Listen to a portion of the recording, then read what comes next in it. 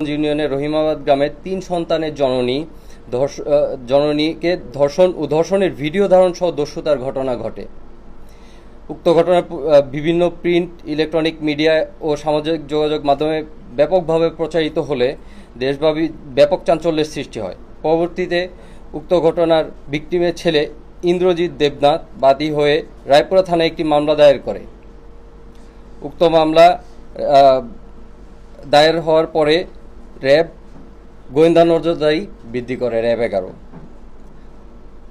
পরবর্তীতে প্রাথমিক অনুসন্ধান ও এজাহার পর্যালোচনায় দেখা যায় যে অত্র মামলার বাদী ভিকটিমের ছেলে ইন্দ্রজিৎ দেবনাথ গত 16 তারিখ আনুমানিক রাত 8টার সময় তার বড় ভাই এবং বাবা বাড়িতে না থাকার সুযোগে 1 নং আসামি রাকিব, পিতা রতন সহ আরও অজ্ঞাতনামা 2 জন তাদের বাড়িতে গিয়ে তার মায়ের ঘরে ঢুকে ভিকটিমকে বিভিন্ন ধরনের ভয়ভীতি দেখিয়ে ভিকটিমের ইচ্ছার বিরুদ্ধে জোরপূর্বক ধর্ষণ করে। ঘটনার সময় অপর 2 জন অজ্ঞাতনামা আসামির মধ্যে একজন মোবাইলে ভিডিও ধারণ করে এবং অপরজন ঘরের দরজার সামনে বাইরে দাঁড়িয়ে পাহারা দেয়। 1 নং আসামি ভিকটিমকে জোরপূর্বক ধর্ষণ করার পর হুমকি প্রদান করে যে তাদের যত ধরনের সোনা দানা এবং বিভিন্ন ধরনের জিনিসপত্র রয়েছে তা নিয়ে যাবে এবং তাদের ছেলেকে হত্যা করবে বলে হুমকি প্রদান করে।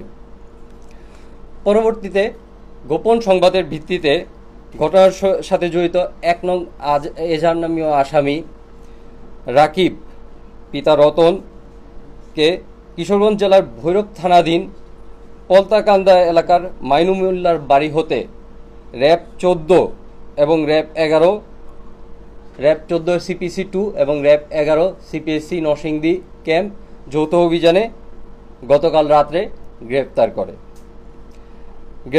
গ্রেপ্তারের পরে আসামি পর্যালোচনায় দেখা যায় তার নামে একাধিক মামলা রয়েছে এবং তার আসামির নিকট হতে আমরা 2টি মোবাইল ফোন উদ্ধার করতে সক্ষম হয়েছি, যার মধ্যে ভিকটিমের বিভিন্ন ধরনের ভিডিও রয়েছে যা আমরা উদ্ধার করতে সক্ষম হয়েছি এবং পরবর্তী আইনানুগ ব্যবস্থার জন্য আসামিকে রায়পুরা থানার নিকট হস্তান্তর করা হবে। ধন্যবাদ।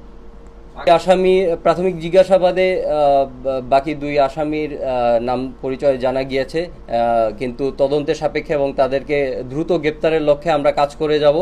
যেহেতু 2 জন অজ্ঞাতনামা আসামি হিসেবে তাদের নামে মামলা হয়েছে, সুতরাং আমরা এটা পুলিশের সাথে কথা বলে, আয়োর সাথে কথা বলে আমরা পরবর্তী পদক্ষেপ গ্রহণ করব খুব দ্রুততার সময়ে তাদের।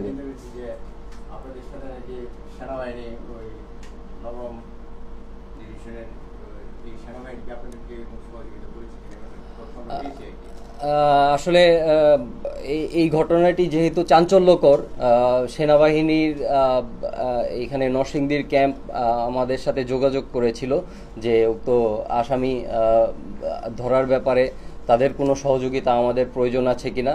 আমরা বলেছি যে যদি প্রয়োজন হয় আমরা জানাবো এবং আমরা সবাই মিলে একসাথে যদি গ্রেপ্তার করা সম্ভব হয় তো সম্ভব করব। যেহেতু ঘটনাটি একটি চাঞ্চল্যকর এবং দ্রুততার সহিত গ্রেপ্তারের প্রয়োজন ছিল, সুতরাং তারাও এই কাজে নিয়োজিত ছিল। না, অভিযানের সময় সেনাবাহিনী ছিল না। র্যাব 14 সিপিসি 2 এবং র্যাব 11 সিপিএসসি নরসিংদী, এই 2 র্যাব মিলে আমরা উক্ত অভিযান পরিচালনা করেছি।